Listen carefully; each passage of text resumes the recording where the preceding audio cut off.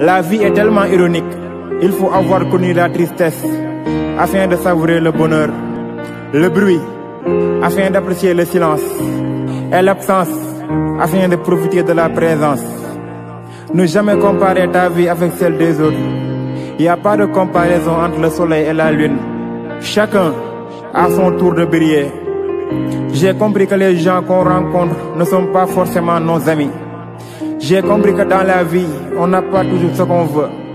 J'ai compris qu'on n'est rien sur la terre. En une seconde, tout peut s'écrouler.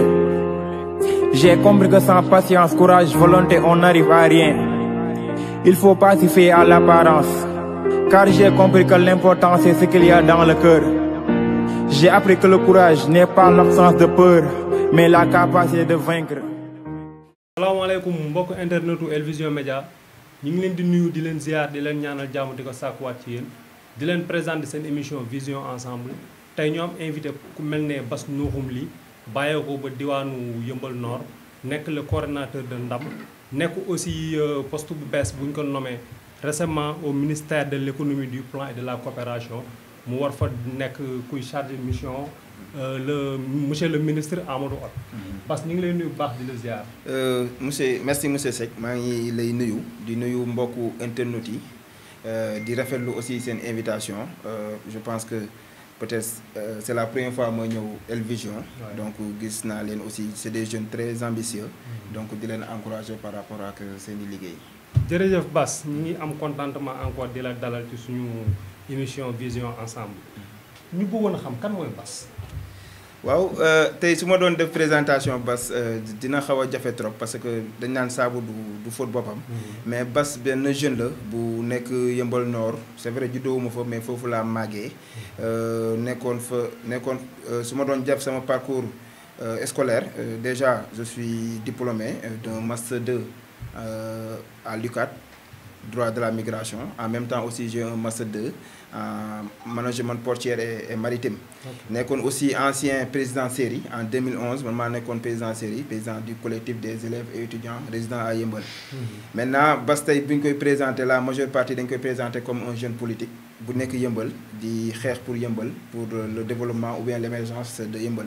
Aujourd'hui je suis le coordonnateur benn mouvement boo xam ne yor na ko au niveau de Yeumbeul Nord mu ngi tuddee Ndam. Peut-être dina si ñëwaat mu gën a yaatu.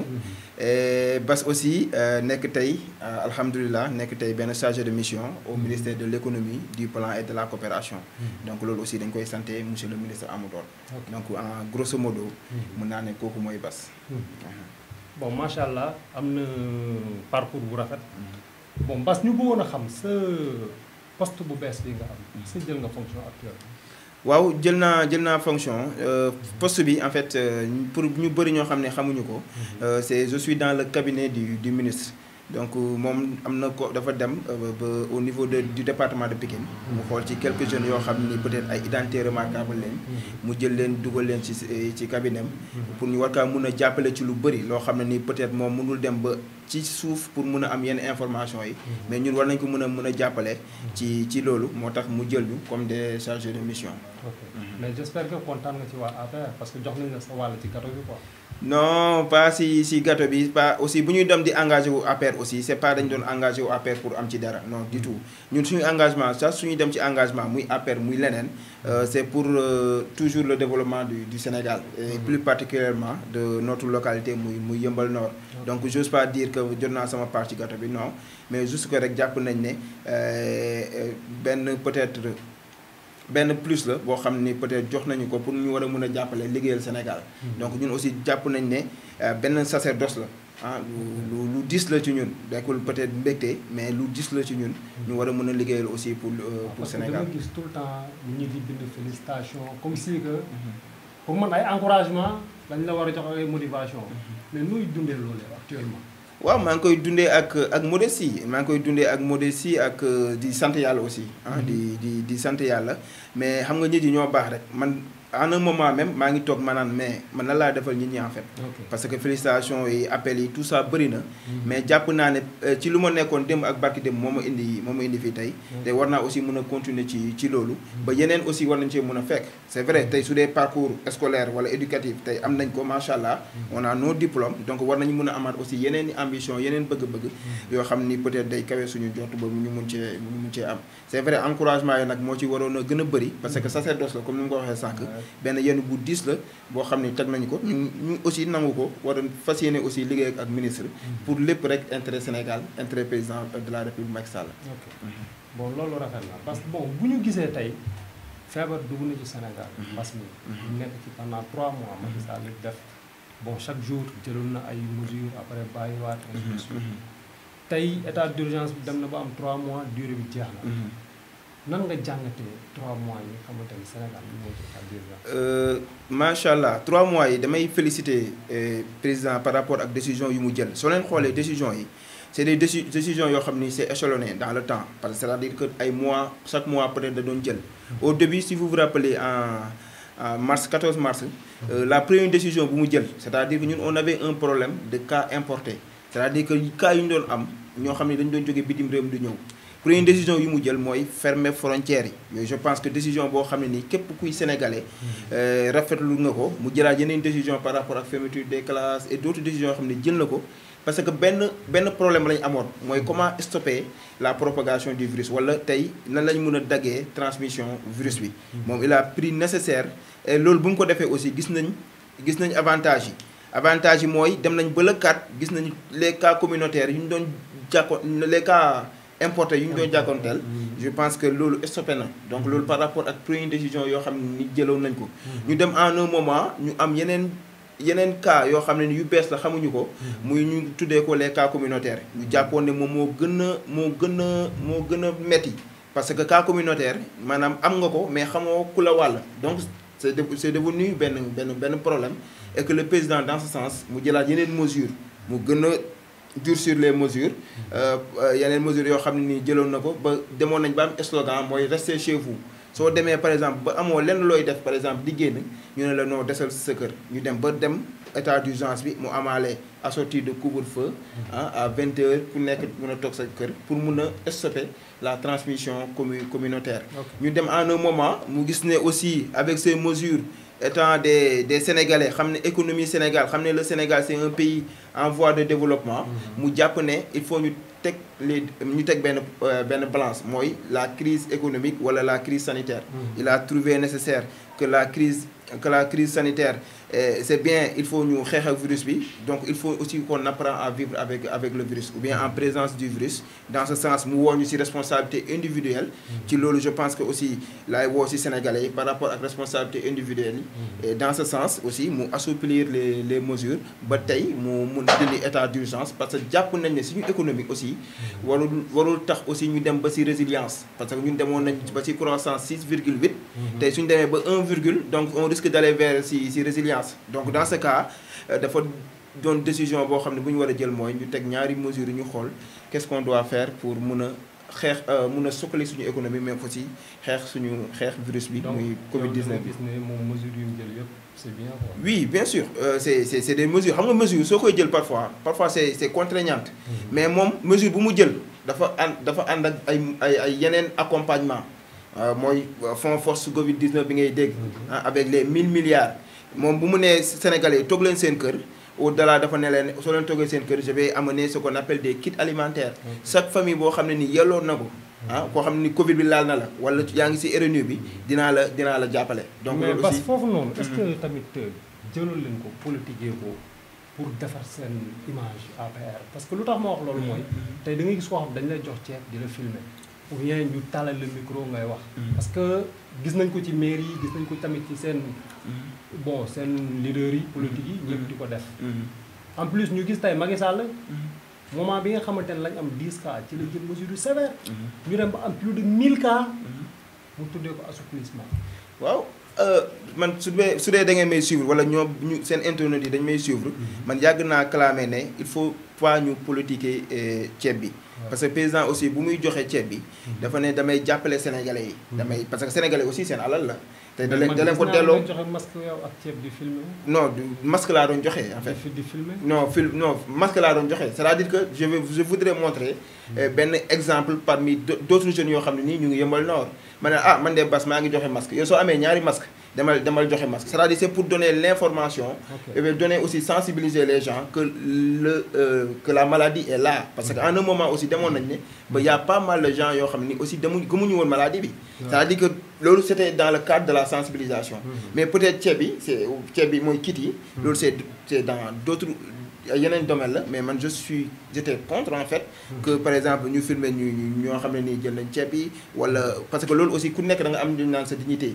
donc ñooñu seen dignité aussi war nañu ko bafouer war nañu aussi mun a garder loolu mais quand même au moins il faut reconnaître que le président de la République dafa def loo xam ne ni accompagnement yu am solo la parce que ñaari saaku ceeb du lu ndaw doolu si def si suukar def si saabu je pense que diwlin bien sûr ñoom ñoo ko moom moo tax président delloo la ko non tuddee ma ko don loo ko tuddee non man nu ma koy tuddee mooy accompagnement c'est-à-dire que da leen di accompagner par rapport que koo ne nit toogal sa kër il faut nga am loo ko accompagner est-ce que yow jëndoon ceeb jënd diwlin joxe ko loolu moo nekkoon la meilleure solution oui en fait am nga loo gis par exemple c'est solution yi du jeex en fait par exemple ni ko ay Côte d'Ivoire defee xam dañ la koy envoyé waaw mais am na tey ñoo xam ne nii peut-être su leen ko envoyé woon du egg seen kër am na ñoo xam ne ils ont proposé par exemple ay wari wala ainsi de suite mais am na parents yoo xam ne wala am na ñoo xam ne su leen ko envoyé woon seen famille duñ ci jot en fait wala dañ koy parce que affaire bi sànq yaa nga naan est-ce que defuñu ko yëfu politique non parce que tey soo xoolee processus fu mu jaar parce que si sous-préfet le préfet lay jaar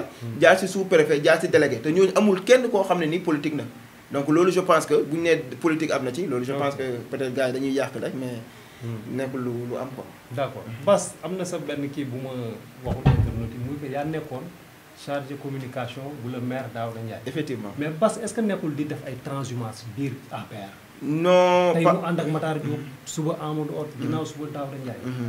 non lan ngay chercher foofu. non du transhumance am nga monsieur le maire Daouda. bu mu ñëw mairie bi man si jeunesse maanaam si jeunesse c'est-à-dire que on avait dit. mairie bi tey la jeunesse ñoo ko war a mun a porter ñu portandoo ensemble ce combat avec tous les responsables de la commune ñu xeex ko ba dem ba yàlla may ñu ndam maintenant sooy par exemple man j'étais le gars boo xam ne nii au niveau des campagnes man maa doon téye micro c'est-à-dire la communication de la COJER des jeunes man maa ko yore woon maa doon téye micro di convaincre les gens pour ñu war a mun a voter la liste suñu liste dem ba liste bi gagné notre rôle aussi c'était d'accompagner le maire doone ko noonu kaa jox ñu poste yi ba pare wala jox ñu liggéey ñu dem ba ci biir aussi ngay rocceeku maintenant dans ce sens on est allé par exemple travailler à côté c'est-à-dire que collaboration laa ko mën a tuddee parce que à un moment on a battu campagne ensemble on a gagné ensemble il fallait travailler ensemble man ci logique boobu laa nekkoon ñu xool par exemple mu xool ne Bass par exemple il est bon en communication mu ne naa jox Bass sama communication donc loolu moo ma lié woon ak moom à un moment bu dem ba ci biir peut-être bokkatuñu vision bokkatuñu gis-gis man aussi ma am des convictions ma am aussi loo xam ne nii peut-être au-delà même de la politique dafa nekk ci man ma gis ne on peut travailler ensemble et que par exemple man lu waral loolu maanaam bon am na ñu ne waaw Bass dañ ko doon fay salaire jékki-jékki mu ne dafa bëgg contrat lan la injuste xam nga tey ku xam background Bass ku xam les diplômes de Bass am na ñoo xam ne il m'appelait pour me dire que Bass mairie du sa place su ma demee ba bàyyi loolu yëpp ñëw liggéey ak mairie mais nit ñi lay woo est-ce que nekkul ñoo lay jaxase non pas ñu lay jaxase parce que en fait xam nga man je suis assez mature assez intelligent man soo ma waxee ku ma woo dinaa la jël dinaa la déglu mais je sais faire la différence ou bien def discernement entre ce qui est vrai et ce qui est faux man l'essentiel lenn moo ma ñor wax nga ko sànq ci yenn responsable lenn moo ma ñor c'est le président de la République Macky Sall man suba ba ngoon soo xoolee samay publication c'est le président de la République Macky Sall tey ak Matar Diop bien sûr non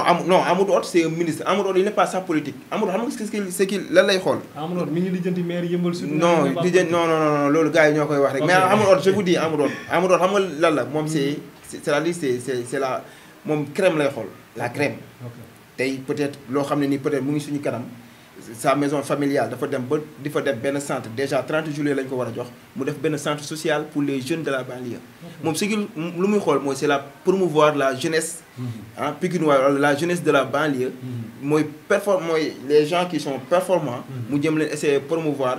pour mun a suba ñu mun a doon quelqu'un parce que moom daa am fu mu jaar. am nga ba tey fu am fu mu egg. su gisee jeunes yoo xam ne ils sont compétents nekk aussi ci politique wala nekk feneen.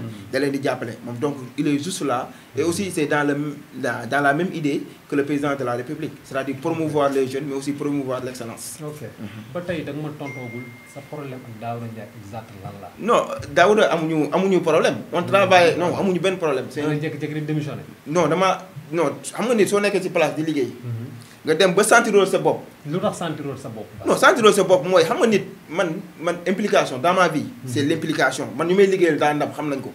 ku gën a tuuti balaa maa jël décision wala maa def lenn je l'appelle pour prendre son avis. ok si je te comprends mooy dañu doon jël décision yoo xam ne doo ko fekk. non peut-être ay non xam nga du ma ne. dañu doon jël décision non c'est-à-dire xam nga tey. xam nga tey ce qui est beaucoup plus intéressant yow xam nga ma tu me connais wala tey les internautes ñoo xam ne ñu may seetaan xam nañ réellement qui est Bass. mais internautes yi. bi ma defee seen publication ne Bass laa invité ñëpp. waaw benn message la ñu envoyé. waaw Bass na wax ci plateau bi. lan mooy problème ak Daouda Ndiaye. wax naa ko man ak Daouda amuñu problème. on travaille ensemble. staff am amu leen problème. wallaay amuñu problème. hier même hier wallaay Azim. hier même ku nekk dem si assemblée générale ku jël kàddu félicité na ma amuñu benn problème politique. c'est-à-dire que politique ay vision la ay gëm-gëm la ay idéo la. c'est-à-dire idéologie peut-être léegi nit ñi ñoo amatul loolu. ñu am ñam dañuy dugg ci politique pour lenn mais c'est des idéologies nga gëm benn affaire. soo demee nag peut-être ba gëmatoo loolu yow ci bof. maanaam yow nga dem outil peut-être loo xam ne nii jàpp nga ne yow yéen ñaar bokkutoo la même vision c'est ça. wax nga hier seen réunion. mouvance présidentielle. effectivement le 5 da ngeen am lu ngeen war a bon mën naa ne don de masque bi la ñu wax bu ngeen war a def mouvance présidentielle. waaw mais yéen dama gis ci seen publication Facebook waa Ndam ñëpp contraire ne noonu du mouvance. du waa Ndam xam nga nit ñi dañuy def la confusion parfois peut-être dañuy gis Bass. C'est vrai parce que Bass tey il se réclame damiste en fait. Problème boobu merci de la question ma leeral. mooy ñun en fait on est des responsables. on est jeunes mais on est des responsables. man kenn du togg xaw ma foo ko toggee nga ñëw di ma yàqal ma koy lekk. wala ma doon man je ne serai jamais un suiviste. man ku ma xam tey au niveau de la commune de Yeumbeul Nord je suis un responsable. lépp loo xam ne ni war nañ ko mën a def on le fera ensemble. c'est-à-dire que c'est quoi le problème mooy tey on voudrait organiser une journée. man tey suñu organiser man ak yow benn journée xanaa di nga ñëw toog waxtaan ak man. ñu jéem man ak yow ñu jéem a waxtaan xool ban date moo opportun pour ñëpp. moo opportun pour ñëpp. n'est-ce pas. c'est dans ce sens tey mënoo xëy rek ne ma Bass non dañuy def tel jour dañuy def lii format bi lii la ma ñëw ànd ak yow non man je ne marche pas comme ça. les jeunes aussi qui étaient contre hier si loolu aussi ils sont dans cette même idée. Ils sont dans cette même idée donc si sens boobu Alpha Oumar Sow n'est-ce pas. non Alpha c'est-à-dire que Alpha c'est par rapport à la mouvance présidentielle. mooy les élections précédentes xam nga dafa amoon coordination. et il était on l'avait nommé comme jeune qui travaille qui va nous représenter ci coordination boobu. c'est-à-dire que bu Yeumbeul Nord c'est-à-dire ci mouvance présidentielle boobu la. maintenant hier nag lu waroon organiser mooy COJER. xam nga COJER structure parti la. structure jeune parti la man tey je me pose la question wala ma koy poser seen internet. donc yéen mouvance présidentielle ak COJER dafa am différence. bien sûr mouvance présidentielle mooy képp koo xam ne nii jàppale woon na président bii passé ci mouvance présidentielle nga bokk muy Benno Bokk Yaakaar muy yeneen alliés yoo xam ne nii même Moussa Sy et autres ñoo xam ne ñëw nañ boole si ñëpp ñooy tudd la mouvance présidentielle daaw soo di gisee par rapport aux élections mouvance présidentielle la ñu wax. COJER nag c'est les jeunes républicaines c'est-à-dire que c'est la convergence de la jeunesse républicaine. loolu mooy COJER. donc c'est différent par rapport à la mouvance présidentielle. Maintenant je vous pose la question wala tey man je me pose la question est-ce que am na tey Yeumbeul légitimité laa la wax ku ma gën a doon jeune membre de la COJER donc amul. donc lépp loo xam ne dañ koy defandoo aussi par rapport ak COJER mu doon activité COJER je pense que dafa war a am implication de tout le monde. non ñoom waxuñu COJER ba léegi. waaw dañoo invité le coordonnateur de COJER muy Moussa Sow loolu la ñu wax. waaw mais li ñuy def mouvance présidentielle moo koy def mais pour man li ëpp solo mooy yéen ngeen waxtaan seen biir. ngeen trouver terrain d'entente mais defoo leen ko yéen APR yéen bu ngeen di guerre. yeneen te ñun ñu jox leen suñu commune ngeen war ko liggéey. xam nga kañ ngeen di jubóo pour mën a toog defar commune bi. xam nga APR lu mu guerre si waxtaan lay mujjee. lu mu guerre si waxtaan lay. kon yéen nit ñi ngeen bëgg a sonal quoi. non pas nit ñi dañuy sonal non xam nga nit da ngay am conviction lépp looy def dans la vie te su amul conviction amoo si dëgër laay amoo si taxawaay amoo si doo si wax dëgg je me dis que doo réussir. man non maanaam il faut lépp da nga koy teg sur la table. ñu waxtaanee ko loolu mooy dëgg en fait. parce que nit soo nee da ngay organiser benn affaire da nga koy teg sur la table ñu waxtaanee ko. ñëpp pencoo ko. ba moo gën bof xam nga man je suis Haalpulaar xam nga ni ñu koy waxee pencoo moo gën paccoo ko benn nen la dañ koy toj ñu mayonnaise ko ku nekk capp ci c'est comme ça waaw donc cadre boobu laay woowee la jeunesse républicaine de la commune de Yeumbeul Nord je pense que ñun ñëpp on est animé de bonne foi kenn mooy ñor mooy le président de la république. mais trouvé ngeen solution. non on est dans des pourparlers tey tey je pense que peut-être exclusivité la suba on a une rencontre avec le coordonnateur suñu coordonnateur communal suñu coordonnateur communal muy Samba Demba Ndiaye demain on a une rencontre avec lui pour discuter pour voir quelles sont les kon donc les mesures qu'on va prendre. donc le 5 wóoragul ba léegi. ba léegi wóoragul on sait pas dina am wala du am loolu moom c'est sûr. d'accord peut-être loolu dinañ ci am tamit ay kii comme si que dinañ dugg ci biir terrain bi. incha allah teewaat bu baax a baax. incha allah gën ci am éclaircissement. Bass yaa nekk coordonnateur u Ndam. Bass Matar Diop lan mooy vision ci Yeumbeul Nord. merci c'est une très bonne question et que j'attendais tey su ma ñëwee nga posé ma ko Ndam il faut comprendre Ndam c'est quoi d'abord. Ndam c'est NDAME. c'est une nouvelle dynamique autour de Matar pour l'émergence. Ndam c'est pas waaw pour l'émergence. merci foofu dafa am lu bëri lu ma ci bëgg a leer parce que bi ma demee publication bi. envoyé naa la ko sax am na ñu ne ma. Ndam ça ne s'écrit pas avec E. mais gis nga expliqué naa leen E bi émergence la. te xam ñu bëri comprendre woon ne ndam bi am na définition. effectivement yaakaar nañ ne ndam bi victoire la waaw. or que c'est pas ça pour ñi nga xamante ni ñi ngi ma doon envoyé ay message effectivement di ma ci laaj Bass leeral na ko. waaw ndam du Matar Diop moo ko créé. ndam c'est des jeunes. yoo xam ne nekk ci commune bi. commune bi ñor leen.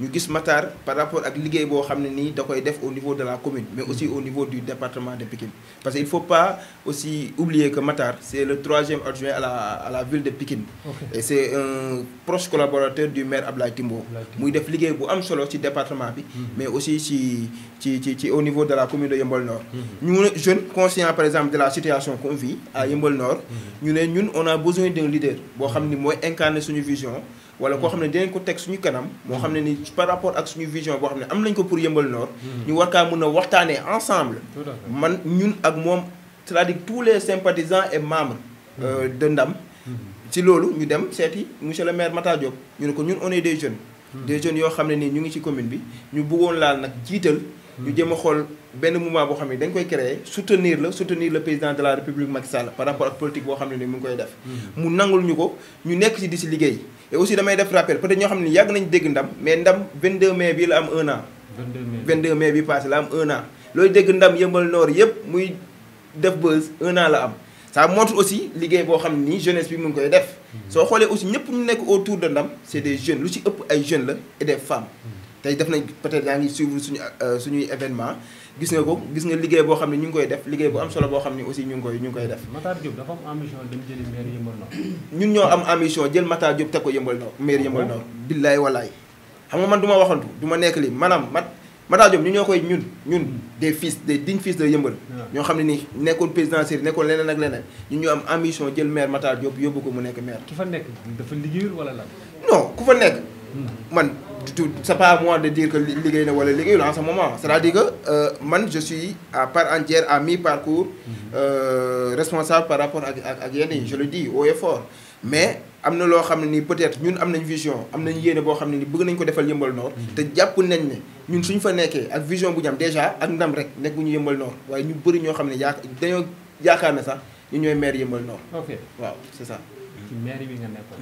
ay réalisation laa bëgg nga wax ma parce que am na ko fi toogoon. ma laaj ko ay réalisation mu ne ma loolu Bass moom ko gën a maîtriser. non kooku moo nekkoon communication. non daal moom moo doon publier. non xam nga tey lu ko su ko waxee tey man su ma nekkee ñëwee ci place di liggéey. je vais faire benn feedback ginnaaw. xam qu'est-ce qui a été fait qu'est-ce qui a été fait. et qu'est-ce qui est en train d'être fait. tey je suis mal placé toog fii par exemple naan damay lister les réalisations de Daouda Ndiaye. ah du loolu doo ko wax. non lu tax ma koy wax parce que man je ne suis plus son chargé de com. parce que amul lenn lu loo xam ne lié na ak moom lu dul camarade de parti mu nekk APR ma nekk APR mais man tey su ma taxawee naa damay lim li. xam nga lu dama posé la question boobu. dama gis nga def say public sa vidéo démb. nga ne li am Yeumbeul Nord. Macky Sall moo ko fa def. waaw. avant ay années ci ginnaaw. ma gis nga publier woon li def am Yeumbeul Nord Daouda Ndiaye moo ko fa def. non loolu je pose soo génnee publication. bu ma bindee par exemple. loo xam ni maire. Daouda Ndiaye non loo xam ne ni président moo ko def. ma ne Daouda Ndiaye moo ko def génneel ma ko. j'attends cette publication. lu Daouda Ndiaye man je suis waaw man. kan moo defar man dans toutes mes publications. hôpital bu nekk Yeumbeul mais nu mu tudd waaye commune amul capacité defar hôpital bu toll noonu. c'est en partenariat avec l'État. c'est en partenariat avec l'État le hôpital bi amee dispensaire bu nekk Daaru Rahman. c'est sur fonds propres loolu du ma ci ñëw. loolu waaw sur fonds propres de la mairie mais loolu. loolu du ma ci xuus en fait j'attends que comme ça comme Daouda Ndiaye ñëw defal ko fii ay réalisation mais nit su defee lu baax yoon na nga ne ko def na lu baax. man je suis comme ça ku ma xam. xam ne man xol bu rafet laa yor mais man xam nga tey ku nekk ak sa rôle man tey soo ma nee lu ndam def. dinaa la ko wax parce que xam naa ko. mën naa ko def. soo ma nee lu président Macky Sall def. te loolu damay sawar question boobu nga ne ma lu président Macky Sall def Yeumbeul Nord te wax naa ko sama vidéo. et je le répète parce que ku xam compétence de la mairie. xam lu mu war a mun a def ak lu mu war a mun a def tey rek am na ku ma woo naa Bass de man de xamu woon ne président moo fi def lii. te ñun réalisation du président dañ ko war a wax. suñ ko waxee dañuy jàppale le président de la république. ma gis nga remercier ñi fi nekk ñëpp. remercier Ablaye Thimbo. président Macky Sall. Matar Diop. Amadou Hott. mais pourquoi remercier woo Daouda Ndiaye bu dee benn jour mus ngeen ko mus na rafet quoi parce que lu tax loolu question boobu dafa ñëw ci man lu bari quoi. mais loolu musul ñaaw xam nga tey le pourquoi xam nga tey chaîne la. man bu ma jógee ci Daouda je pense que j'étais en train de travailler avec le maire Matar Diop. am na lu bëri loo xam ne nii peut-être du ma ci dugg ba ci chargé de mission yi sax du ma ci dugg c'est pas pour dire la générosité de l'homme Matar Diop en fait. Daouda Ndiaye forcément dinaa ko remercier parce que li nga wax lu bon peut-être benn jour sekk nañ ko liggéey ba tey dafa rafet en fait.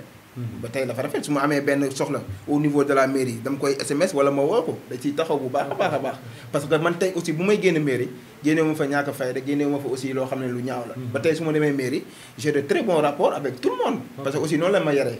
man nee naa leen man politique bu may def dañ maa yar kër ga balaa maa génn di def politique. moo tax lu samay comportement parfois sax am na ñoo xam ne dañ naan non parce que da ngaa xaw a mu wala quelque chose de genre.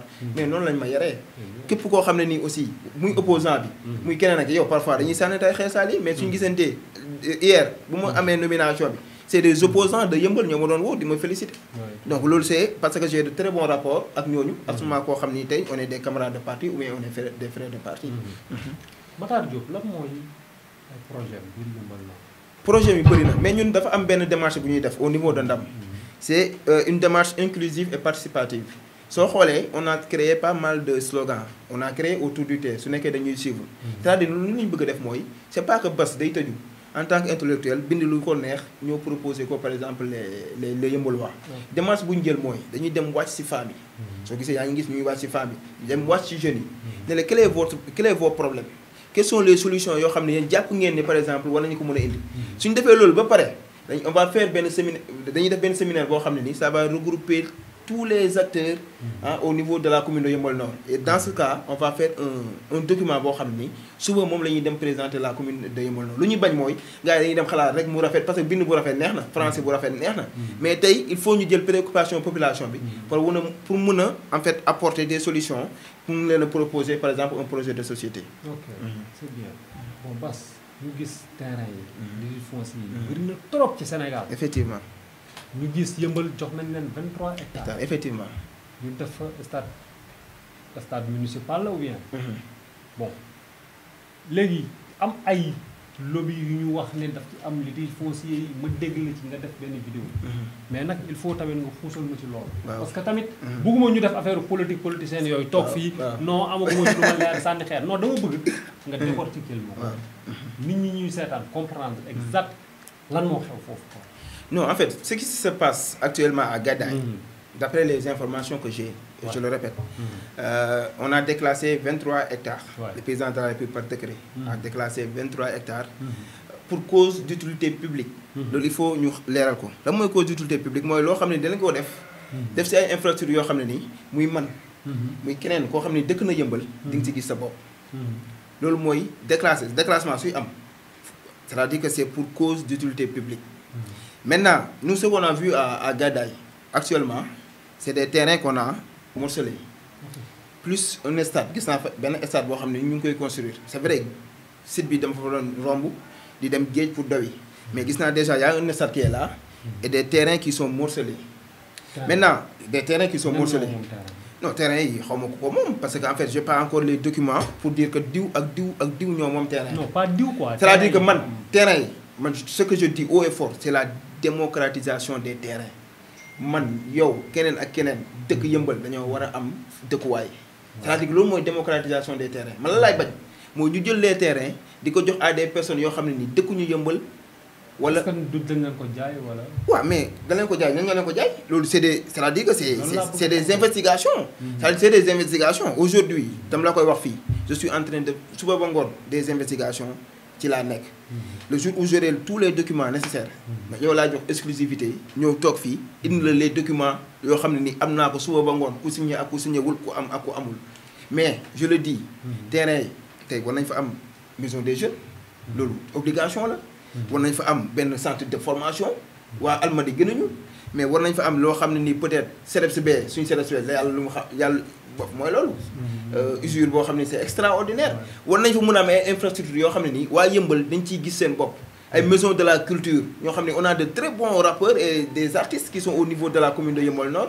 mais dañuy jéggaani dem feneen pour mën a am loolu. comme que am na yàlla président jox nañu espace bi ñu koy sant par rapport ak espace boobu ne nañ ko def. Cause d'utilité publique mais aussi la démocratisation tey man keneen benn jeune boo xam ne am na projet au niveau de la commune de Yeumbeul Nord je pense que même le maire doit l'appeler si c'est un terrain bu mu ko war a jox pour mu def fa projet bu dee clinique la wala leneen ñu jox ko mu def clinique mais après kan moo ci gagné du fii doomu Yeumbeul 23 hectares yëpp amul benn bu ñu ci joxe pour terrain lépp dafa waroon nekk ay infrastructure lépp war na mën a nekk ay infrastructure man loolu laa jàpp loolu mooy cause d'utilité publique. non man dama ni ba xam 23 terrain dafa am loo xamante ni dañ ni lii pour terrain la wala lépp pour ay infrastructure yoo xam ne non loolu du ma ci sori comme j'ai l'habitude de le dire je suis juriste tout ce que je dirais c'est sur la base des preuves.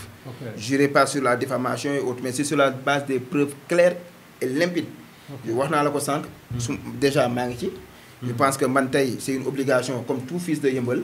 lépp loo xam ne nii intérêt Yeumbeul la ma taxaw ci et que dama koy wax fii ndam sera toujours côté Yeumbeul Nord. côté la population Yeumbeul Nord. ndam man maa ko wax fii et je prends l'entière responsabilité et que dans les jours à venir. vous verrez aussi que qu'on sera toujours là pour la population yeumbeulloise. ñu gis Yeumbeul Nord. actuellement biir APR rek bëri na ay candidats. oui parce que Mor Ndiaye candidat la. Youri Sall candidat la. Matar Diop candidat la. le maire actuel Daouda Ndiaye candidat la. et d'autres. mu des tamit yeneen seen opposants yi fa nekk. bien sûr mais loolu yéen. nan ngeen koy dundee quoi. am na yeneen candidat sax yoo xam ne feeñagul. peut-être que foofu nga yem. mais man gis na en politique. wala dans la vie. nit waroo ko bañal ambition am. ok waroo ko xeebal ambition am. ku nekk am nga droit am ambition loolu mooy politique. sa kër sax wala sa kër dans ta famille wala dans ton quartier ku nekk par exemple war na mun a am ambition loolu nit waru kaa bañal doomu aadama. maintenant nag il faut faire une politique saine. une politique responsable. mooy bañ a par exemple saagante soo xoolee ndam il n'est pas dans ses démarches doo bas doo ko mës a gis mu nekk ci Facebook di saagante. wala di wax nit ki lu ñaaw wala di ko waxal loo xam ni amul. ñun on marche pas comme ça mais ku nekk am nga muy Mor Ndiaye muy mon frère Youri Sall. muy monsieur le maire Matar Diop. muy monsieur le maire Daouda Ndiaye ñoom ñëpp ku nekk am nga droit ak ñeneen am nañ droit am ambition. nekk suba maire loolu je pense que duñ ko bañal kenn. mais xam naa ne Matar Diop mooy mujjee nekk maire incha allah maa la ko wax. waaw sa frère Youri Sall nag du nekk maire. sama frère Youri Sall moom c'est vrai c'est un jeune très dynamique. boo xam ne ni maa ngi koy nuyu di ko féliciter muy def liggéey bu am solo même au niveau communal mais aussi au niveau départemental et national. loolu man maa koy seedal. waaw donc. dafa yor mouvement bu tudd taxawu Yeumbeul. taxaw Yeumbeul Nord damay dégg ñu bëri ñu ne Matar Diop mooy poussé Youri Sall pour mu dal ci kaw Daouda Ndiaye. te sa Youri Sall sa xarit la. waaw sama xarit boo toogee yoon la ma laaj la. tamit comme yéen ñaar vous échangez trop. donc dama bëggoon a xam ay. loolu ñu koy wax. c'est-à-dire xamuñu la personne de Youri Sall. Youri Sall bu muy engagé. peut-être moom Matar sax amuñu benn relation bu xaw a bu fraternelle nii. c'est-à-dire que jeune bu yàgg engagé la ñu ko wax ñu wax loolu c'est-à-dire dañoo xamul la personne de Youri Sall mais Youri Sall lenn ñoru ko lu dul la commune de Yeumbeul Nord. liggéeyal Yeumbeul Nord rek moo ko ñor donc loolu ay wax yoo xam ne nii c'est pour juste déstabiliser. mais xam nañ ne Youri Sall capacité de mobilisation capacité aussi boo xam ne am na ko au niveau de la commune de Yeumbeul Nord.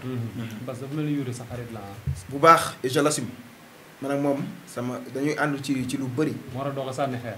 non pas sànni xeer man ba léegi gisoo man du ma sànni kati xeer man daa maa politique. c'est une politique de pensée d'excellence. d'idéologie waaw c'est une politique qui peut s'accommoder avec l'éthique et la déontologie man loolu laa gëm. am na solo tey APR su fekkente ne investirul Ndam Matar Diop su APR investirul day génn APR demal boppam. non Matar ku ko xam. Matar c'est lui qui a créé avec le coordonnateur Samba Demba Ndiaye. ñoom ñoo créé APR au niveau de la commune de Yeumbeul Nord. kenn nekk maire bàyyi ko. non c'est là Matar bu xam nga Matar ku gën a am discipline de parti gisuma ko quand on est parti bu président ne nañu fal Daouda Ndiaye tegu ci pipé wu ci benn mot parce que dafa am lu ñu naan discipline de parti. te xam naa ne discipline de parti boobu non xam nga affaire bi liggéey la gis nga affaire bi. billaay affaire bi non maanaam affaire bi liggéey la. non président c'est le moment venu. président il saura qui nommer parce que affaire bi liggéey la. te Ndam mu ngi liggéey te boole wu ci wax. après di nga ne non Bass. non nekkate doo nit. ma maa la ko wax fii dama ne su dee président dafa investiraat le maire actuel ba xam Ndam day demal boppam. non xam nga tey wala day continuer yow tu es dans la projection tu es dans la projection du futur. man lu may wax dafa leer. parce que dama bëgg internautes yi. non dama bëgg internautes yi aussi dégg ma. mooy président kuy liggéey lay teg. Daouda Ndiaye ku askan bi bëgg lay teg. askan bi bëgguñu le maire. non c'est pas mes mots man je le dis Ndam lu muy liggéey Yeumbeul Nord tey amul benn mouvement bu koy liggéey Yeumbeul Nord man maa ko wax. avec nos propres moyens je vous dis avec nos propres moyens Ndam lu muy liggéey Yeumbeul Nord amul benn mouvement bu koy liggéey. Ndam nee naa la sànq. billaahi sànq nee naa la Ndam 1 an la am 1 an. fan la jëlee xaalis. Matar Diop fa lay jëlee xaalis xam nga Ndam parfois xam nga nit ñi ils se trompent dañuy gis Ndam def benn activité ñu yaakaar ne Ndam def na ci ay milliards. mais xam nga la moo ëpp solo ci politique mooy yëg doomu aadama. man tey su ma génnee sama man aw ma dara su ma génnee sama code je peux faire sortir énormément de jeunes et de femmes. mais yaa ngi am xaalis nag. am wallaay aw ma. yaa ngi ñëw indi sa 4x4. non indi sa kii loolu dama koy sante sama frère Sayer. boo xam ne ni moo ànd ak man. mais dama koy sante xoolal. carburant sax moom moo jël carburant am def ko ci. ne ma Bass amul leen moo tax ma ne la relation moo ëpp solo. relation yi nay rafet. gis nga su relation yi si rafetee. je me souviens dam dinaa ko wax si sama ngénte. pendant 4 jours 5 jours sama papa dafa ne Bass kaay yow ndekete politique nii mooy politique yow kon li nga doon dem yëpp c'est-à-dire que jour boobu chaque jour mënumaa dem benn pas à chaque fois dañu naan Bass kaay am na ñu indi teraanga te ce sont des gens yoo xam ne ni j'ai de très bonnes relations ñoo xam ne am naa ko ak ñoom te loolu rek moo ëpp solo te alal day dara loolu lu ñu rafetlu la parce que gis nañ ko ci say démarche bu baax baax su diggante ak Amadou Hott lan la Amadou Hott wax naa ko sànq Amadou Hott man bu mu koy xam c'est 2 mois 3 mois yàggul Amadou Hott bu mu koy xam mais bu dama la wax moom lu mu gëm mooy c'est promouvoir la jeunesse surtout l'excellence moom ci loolu lay nekk ci loolu nekk suba ak ngoon ci loolu nag mu gis par exemple Bass c'est un jeune boo xam ne mu ngi liggéeyal le président naa la wax dara de il a qu'un seul dénominateur commun lenn rek moo ko ñor mooy le président de la République Macky Sall. mais est-ce que amul ambition présidentielle. ambition présidentielle non mais attends am nga tey man xam nga. APR amuñu benn deuxième bu ñu préparé. non man du ma ko wax. parce que xaw ma ci dara. parce que non man non excusez moi tey lu may wax day fekk loo xam ne nii lu ma wóor la. man day fekk tey man doo dégg benn leader laa am muy le président de la République Macky Sall lu mu wax suba ba ngoon ci laay nekk ci laay xëy sensibilisation yi nga doon gis may def suba ba ngoon moo ne képp kuy jeune wala képp koo xam ne acteur communautaire la demal nga sensibiliser moo tax ma si doon nekk suba ngoon kenn moom kese moo ma ñor. Matar aussi looloo ko ñor Amadou aussi looloo ko ñor. donc moo tax ñu bokk benn vision moo tax ñu mën a ànd ensemble. d'accord Bass mot de la fin. mot de la fin mooy di la sant. di sant aussi ñoo xam ne population yëmbaluwaase. di sant sànq yaa ngi koy wax di sant monsieur le maire Abdoulaye Timbo. mooy suñu coordonnateur départemental. ma wax la bu mu fi nekkee ba léegi amul benn élection boo xam ne perdre nañ ko au niveau du département. donc ça montre l'homme qu'il est mais il est un peu effacé il est très modeste effacé donc dama koy sant aussi di ko gërëm di sant monsieur le maire Matar Diop. monsieur le maire Matar Diop bu muy liggéey moom ba léegi yokkute laa ci gis en fait. toujours un plus parce que suñu relation de confiance. Matar Diop amul na poste. chaque jour da ngay gis nga koy kaasal di ko kaasal pour boo poste. billaay yow léegi nga ñëw am poste moo amul poste. non un jour viendra doo dem ne da ngay jëlee ndam. non jamais de la vie xam nga moo tax ma leen les gens ne comprennent pas. que ce qui nous lie à Matar Diop. billaay wallaay taala c'est au-delà de l'argent. Très bien. Ce qui nous lie par Matar Diop billahi wallahi taala c'est au-delà de l'argent au-delà même des titres. politique xam nga lu tax ma koy xeex xam nga tey yow yaa ngi koy wax lu tax may xeex Matar parce que damaa jàpp ne dafa méritant te Matar Diop jour bu muy am poste jour boobu nga xam ne il est méritant nee naa la dekkal ngor bu muy ànd ak Ablaye Timbo seen oto bu ndaw ba ah ñuy dem di def di sillonné loolu yàgg na. est-ce que maa ngi doon wax mot de la fin mais foofu dafa am solo. Matar Diop est-ce que tamit maanaam président jox na ko benn gëdd bi parce que lu tax ma wax loolu mooy. pour quelle raison depuis dekkal ngor nga wax c'est depuis 2009. ba léegi ça fait 11 ans amul benn poste boo xamante ne nommé na ko. xam nga poste c'est à but lucratif parfois xam nga la moo ëpp solo ci nit. mooy yëg. tey da nga may permettre ma jaale ko da nga may permettre ma jaale ko bu soxnaam delloo. d'accord gis naa non dama lay wax bu soxnaam delloo. am président lu mu def président de la république Macky Sall. moo ko woo téléphone mu war a voyager. mu gérer 16 millions sénégalais jël benn 2 secondes sax laa la wax de. ils ont parlé plus de presque 10 minutes. mais ku jël 2 secondes. jël non dama lay wax ku jël 2 secondes woo la ah ne la booy nee la dama lay jaale. maanaam na ànd ak yow sa naxar. mu dem Ablaye Timbo. mais loolu non c'est pour dire que yëg moo ëpp solo Ablaye Timbo. yëg moo ëpp solo poste. billaay wallaay taala man soo ma yëgee bëgguma nga jox ma 1 franc. non du question 1 franc. mais mooy poste bi. bi muy nekk xam nga ki la yëg. mooy 2009 ki nga àndal. waaw ba 2020 jox la poste kooku est-ce que yëg na la. mais lu jot yomb. lu jot yomb tey da ngay permettre par exemple Maïssa Mayakor bu muy ànd ak président Macky Sall c'est depuis 2008. mais tey si conseil des ministres la soog a am poste DG. kooku xam nga depuis kañ maanaam gis nga la patience mooy lépp te je sais que. le leader qu'on a moo tax Matar Diop bëgg a dem jëli maire. non maire yi c'est la commune c'est la localité. c'est au-delà même du parti et autres mais maire yi c'est la localité. te man muy yow muy keneen ak keneen ku nekk war na mën a am ambition pour jël maire yi parce que xam nga yéene parfois yéene mooy nga ne si yow koo xam ne nekkul maire. di def yenn action yi kooku day bëgg dem jëli maire yi pour def plus parce que xam na Yeumbeul Nord te moom Yeumbeul Nord la màggee def na fa lu ne. dund la fa lu ne tey su demee ba bëgg nekk maire parce que dafa am yéene pour. parce que temps bee ñu xoj rek. mais am na benn question bu ndaw moo bëgg laa parce que emploi fictif yi muy dégg biir Yeumbeul Nord chargé de communication bu taxaw avoué ko loo ci xalaat. non man jàpp naa ne. 2 secondes rek. jàpp naa ne je pense que c'est même en France Filon ñu ngi koy ak soxnaam ñu ngi ko ciy condamné. emploi fictif warul am parce que y a tellement de jeunes yoo xam ne nii. war nañu mën a dem. jël place yooyu liggéey. man la promotion de la jeunesse dama kaa gëm. bu Matar Diop amee jëlee maire loolu du fa am. je le dis ici haut et fort. benn fictif du fa am. tout sera réel des gens qui vont travailler pour la population parce que ñun lu ñu ñor mooy travailler pour la population de Yeumbeul Nord. ñun ñu ngi nii tey kenn fay ñu dërëm mais suba ngoon ñu ngi liggéeyal Yeumbeul Nord. non jot nga sa wàll ci nag bi. non pas jot si wàll man tey.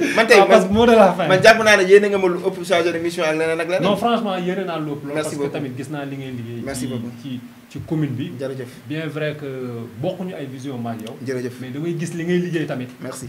du ma la invité fii tamit toog di la sànni xeer rek. dama lay wax tamit. damay wax nit ñi ñu xam ki nga xamante ni moo nekk suñu invité. nit la koo xamante ni. tey lii moom da ko mérité. merci beaucoup franchement parce que liggéeykat nga. bon nekkoo rek di wax rek quoi. merci ñu ngi gis ay pas yooyu def ay gestes yooyu def. politique de développement bi am solo. yi nga xamante ni man moom laa gëm. di ko wax sama mbokk jeunesse bi yëpp. avec suñu papa politicien yëpp. ñu gëm ne aussi politique développement la. mais pas tekk say micro. wala nekk ci réseaux sociaux yi di sànni xeer. bien sûr loolu dama koy yuuxu di ko crier. haut et fort. merci beaucoup man je vous encourage. merci waaw tàggatool. jërëjëf ñu tëj. politique de développement da may may rek. parce que récemment gis na ne suñu femme. parce que non suñu femme non pas loolu c'est-à-dire c'est du concret da ngay dem ci réseaux sociaux yi nga gis ko. suñu femme yi on est en train de travailler avec un ONG boo xam ne nii il va cette ONG va financer par exemple nos femmes.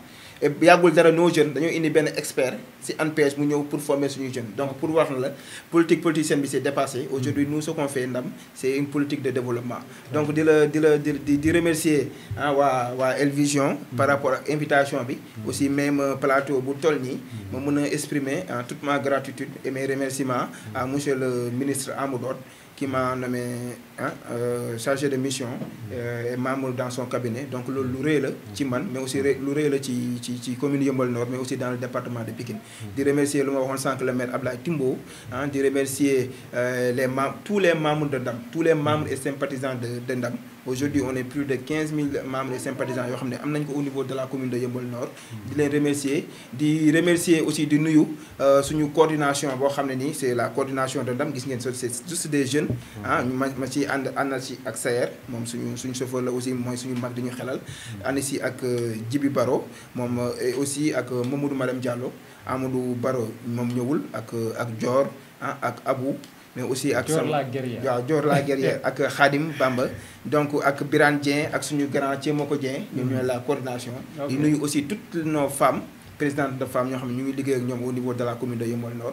Pour vous dire rek dara xëyul sotti il faut aller vers la persévérance liggéey rek moo am solo soo liggéeyee forcément au bout di nga fayeeku et effectivement loolu laay woowee la jeunesse de Yeumbeul Nord que ñu taxaw parce que suñu commune ñu ñoo ko war a mën a développer ñu ñoo war a mën a def mu nekk comme Almadies. Donc di leen sant di leen gërëm. merci beaucoup Bass merci.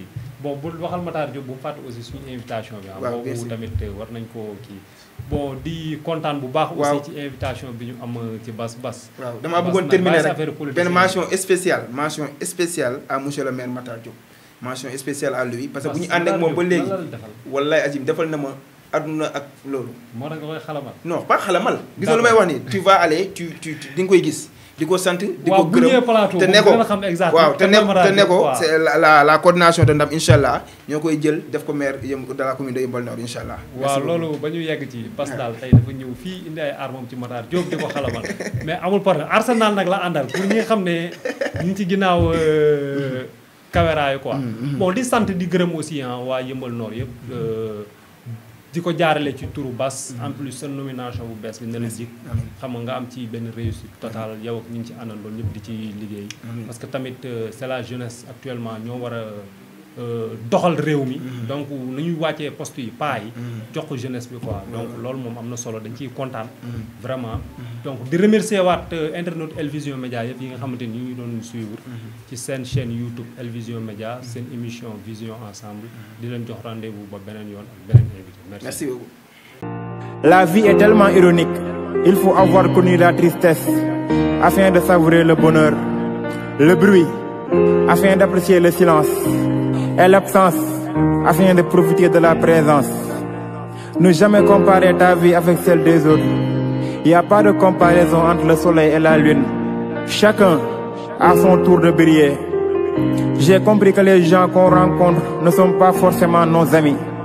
J'ai compris que dans la vie, on n'a pas toujours ce qu'on veut. J'ai compris qu'on n'est rien sur la terre. En une seconde, tout peut s'écrouler. J'ai compris que sans patience, courage, volonté, on n'arrive à rien. Il faut pas s'y fier à l'apparence. Car j'ai compris que l'important, c'est ce qu'il y a dans le cœur. J'ai appris que le courage n'est pas l'absence de peur, mais la capacité de vaincre.